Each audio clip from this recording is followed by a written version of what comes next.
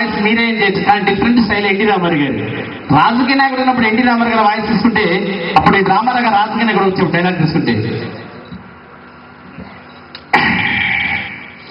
తెలుగు తల్లి ముద్దు బిడ్డలకు నమస్కారం, స్వామి ప్రతిపక్షక విధాతమైన అన్నదమ్ములకు కరుణాస్ఫూర్తి పరిస్థితి దిక్కున్న ఐక్య చింతలకు మంగళార్తలతో ఈ సాక్షులతో అన్నాళ్ళు జైభూని నన్ను అందించిన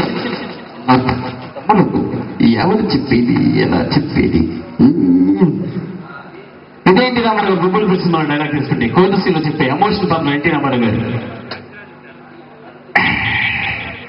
ఏం చూడాలి, ఈ కోట్ల మీద తీర్పు హైకోర్టులో చెల్లొచ్చు చెల్లకపోవచ్చు, హైకోర్టుల మీద తీర్పు సుప్రీంకోర్టులో చెల్లొచ్చు చెల్లకపోవచ్చు. కోర్టుకి తీర్పుకి ఇంత వ్యత్యాసం ఉంటే ఇంకా న్యాయం తప్ప ఇంకెక్కడ పడుతుంది కదా.